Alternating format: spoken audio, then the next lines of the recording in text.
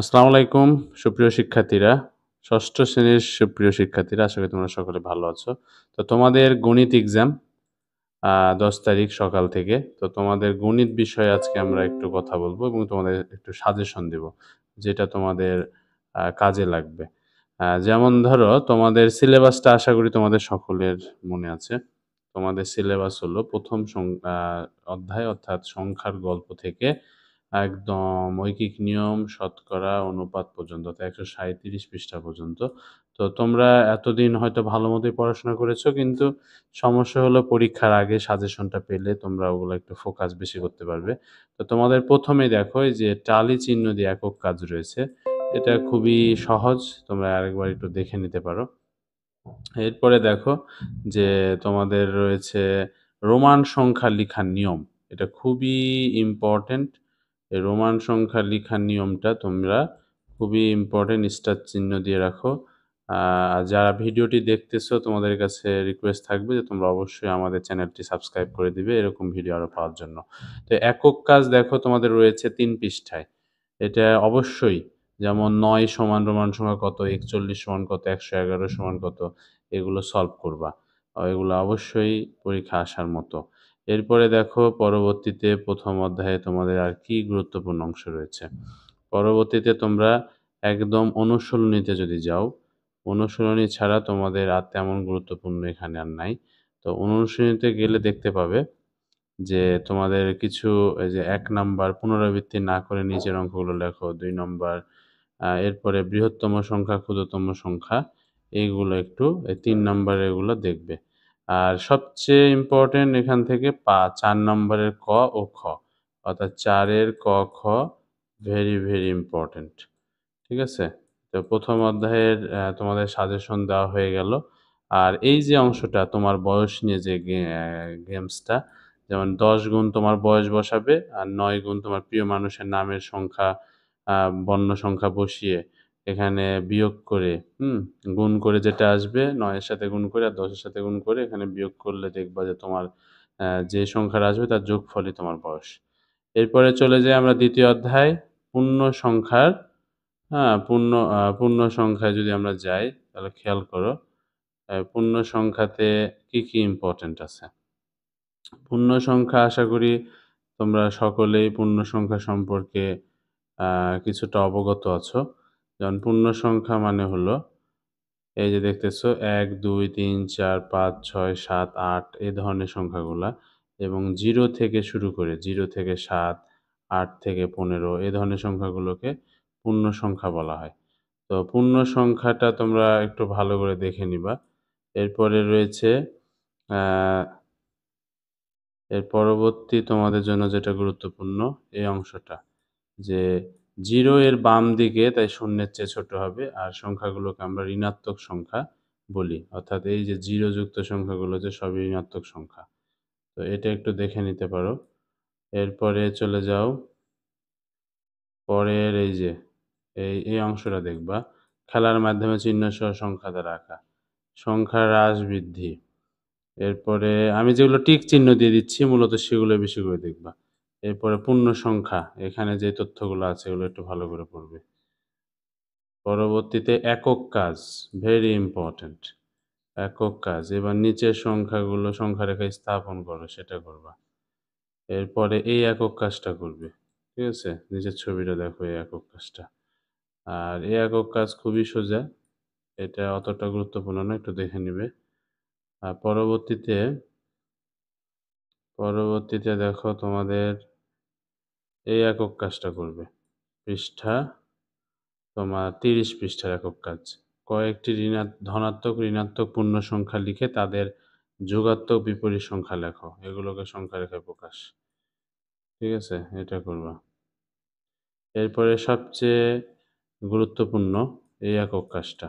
আমি বলতে চাই যে এই অধ্যায়ের মধ্যে অন্যতম গুরুত্বপূর্ণ অংশ এটা। এরপরে দেখো এই যে একক কাজ রয়েছে, এই একক কাজটা অবশ্যই করবে। ঠিক আছে? এই যে খেয়াল করো যে এখানে সৃজনশীলের মতো দিয়েছে ক, খ, গ। এ ও বি এর অবস্থানের সূচক সংখ্যা চিহ্ন সহ লেখো। রাইসা ও ফারিয়ার অবস্থান সংখ্যা রেখায় লেখো, এগুলা। এরপরে অনুশীলনীগুলা তোমরা চেষ্টা করবা সবগুলোই করার। ঠিক আছে? তোমাদের ভালোর জন্যই বলতেছি। অনুশীলনীগুলা তোমরা একটু সবগুলোই করার ট্রাই করবে। তো এরপরে চলে যাই আমরা মৌলিক উৎপাদকের গল্প। এই অধ্যায়টা খুবই ইম্পোর্টেন্ট একটা অধ্যায়। বেসিক থেকে আলোচনা করা হয়েছে। তো এখানে বিভাজ্যতা নিয়ে যে টপিকগুলো আছে, যেমন ধরো ২ দ্বারা, তারপরে ৩ দ্বারা, এরপরে রয়েছে ৪ দ্বারা কখন বিভাজ্য হবে, এরপরে ৫ দ্বারা কখন বিভাজ্য হবে, এরপরে ৯ দ্বারা কখন বিভাজ্য হবে। এই বিভাজ্যতা দিয়ে যেগুলো আছে এগুলো একটু মুখস্থ করে নিবে। এগুলো দিতে পারে স্কুলে। এরপরে দলগত কাজ। দলগত কাজটা দেখবা যদি এটা একক কাজ না। আর একক কাজ তো অবশ্যই। অর্থাৎ এই অধ্যায়ের একক কাজটা খুবই গুরুত্বপূর্ণ। এরপরে আমরা যাই। এরপরে দেখো এখানে একটা জোড়ায় কাজ আছে। লটারির মাধ্যমে ২ জোড়ায় ২ টা সংখ্যা বেছে নিবা। লটারিতে পাওয়া সংখ্যা দুটিকে প্রথম ও দ্বিতীয় সংখ্যা হিসেবে প্রতি জোড়ায় গুণিতক ও গুণনীয়কের খেলাটি লেখো। এরপরে দেখো যে একক কাজ। প্রত্যেকে ২ অঙ্কের ৩ টা সংখ্যা পছন্দ করো। এরপর গসাগুর খেলার মাধ্যমে মৌলিক উৎপাদকের গাছের সংখ্যা করো। এরপরে দলগত কাজ। মৌলিক উৎপাদকের গাছের চিত্র দিয়ে এই গসাগু যাচাই করতে হবে। এটা খুবই ইম্পোর্টেন্ট।